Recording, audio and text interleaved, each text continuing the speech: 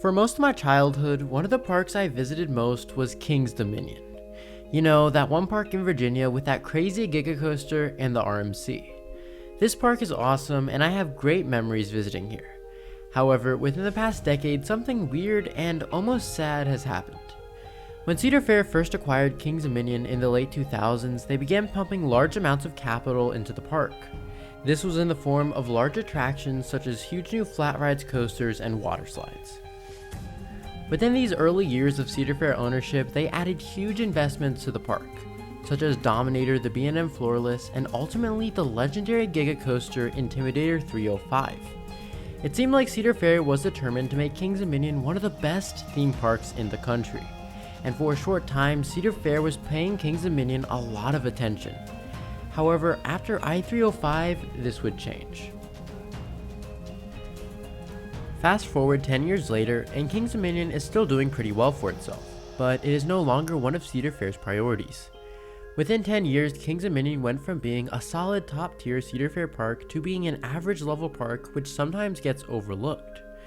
Within the last decade, King's Dominion received a total of one new coaster, an amazing RMC called Twisted Timbers, but also within that 10 years, they removed 3 different coasters, including one of their best rides in the park. King's Dominion's growth is slowing down, and the park is not changing for the better. So in this video, we're going to discuss why. Why is King's Dominion in trouble, and what can they do to fix it? So join me as in this video, I explain why King's Dominion is in danger. But like always, if you're new to the channel, make sure to subscribe. I post brand new videos just like this all the time, and I really appreciate all of the amazing support that this channel has been getting. But now let's get to the video. So before I discuss why King's Dominion is in danger and talk about the 3 main culprits, I first need to describe exactly what I mean by danger.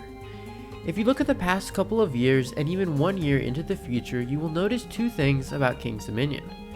The first thing you will notice is that their coaster additions are randomly spread out. There is no order to it. This right here is a classic trait of a park that is being slightly neglected. And the second thing you will notice is that their coaster additions are getting smaller in size. Just think about it. Their last 3 additions were I-305, Twisted Timbers, and now a random 4D free spin. You can obviously see that their additions are getting smaller in scale and in budget. I-305 cost $25 million.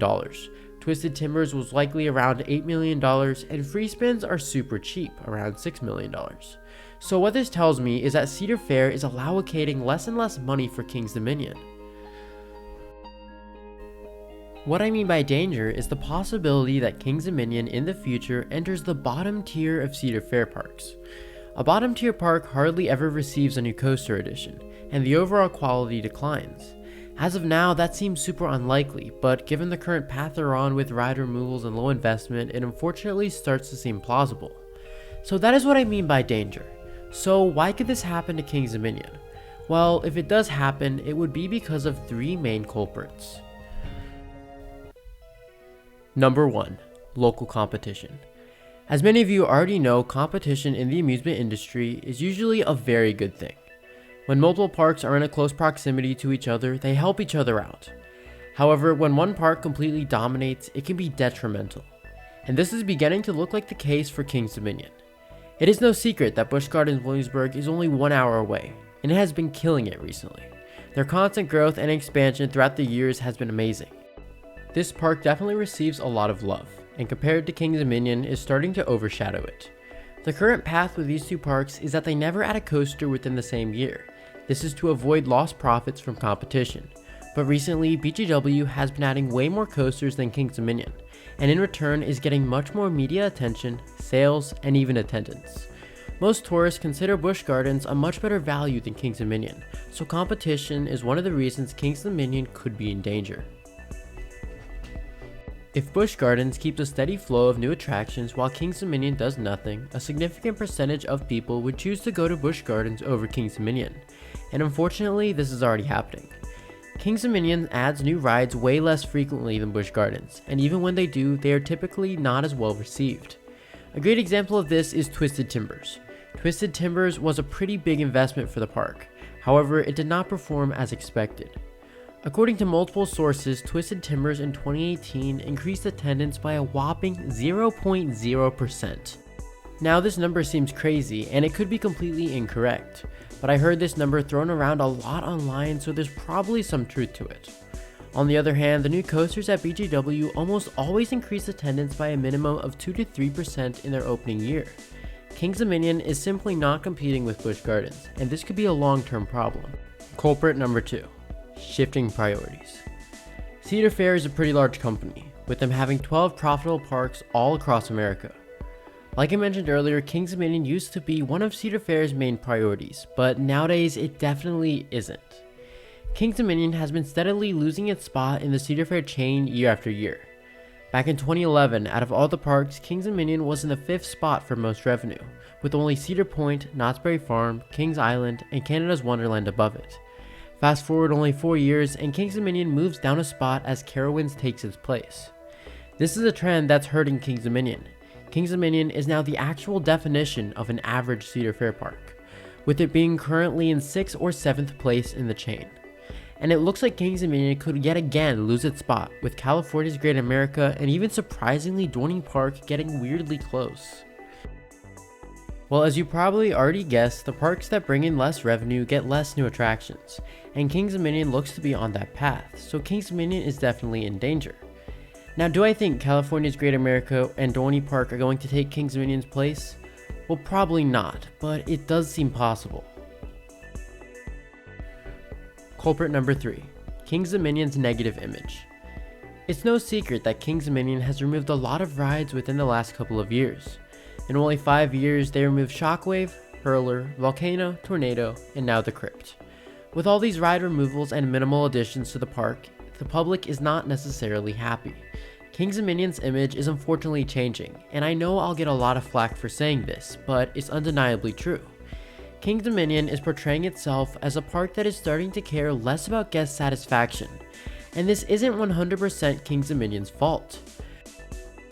When BGW and Kings Dominion were both closed in the beginning of 2020, it was understandable for the public because of the Virginia mandates. However, when Busch Gardens got creative and opened up for a variety of different events, it portrayed Kings Dominion as not caring enough to even try to open. We as coaster enthusiasts understand the financial aspect of Kings Dominion's decision to stay closed, but the average general public saw Busch Gardens and Hershey Park and compared it to Kings Dominion. And even when Kings Dominion did eventually open for their small Christmas event, the damage was already done. So now that we know the 3 main reasons why Kings Dominion is in danger, it is time to discuss how they can escape. In order to find a solution, they need to address each one of the factors that is negatively affecting them. They need to compete with Busch Gardens Williamsburg, they need to produce more revenue, and create a positive brand image. And this wouldn't be a Coaster Josh video if the solution didn't involve a new coaster. So here's my proposition. The park needs to find a coaster within their budget that's going to increase revenue, compete with BGW, and make up for all those ride removals. And I'm not talking about a 40 free spin. A lot of people say the perfect coaster for Kings Dominion is a B&M wing coaster, or even an Intamin hypercoaster. But I believe the perfect coaster is actually being completely slept on by enthusiasts. The coaster I'm referring to is actually a record-breaking custom multi-launch Gerstlauer Infinity coaster. Let me explain. This wouldn't be any ordinary Infinity coaster. In fact, the closest thing that I could compare it to would be a coaster called Fury. Not that one. The Fury I'm talking about is a new for 2019 record-breaking Gerstlauer Infinity in Belgium, whose park name I'm not even going to try and pronounce. Basically, Fury is the definition of a unique coaster. The ride starts out by letting the riders choose which direction they would like to ride, either forwards or backwards. On each rider's lap bar, there are 2 buttons, one that corresponds with forwards and the other backwards. If the majority of riders choose forward, the ride will go forward, while if the majority of them choose backwards, the train is flipped around to a backwards position via a turntable. The ride starts out amazing. It goes into a forward swing launch and then falls back into a backwards launch into a junior scorpion tail.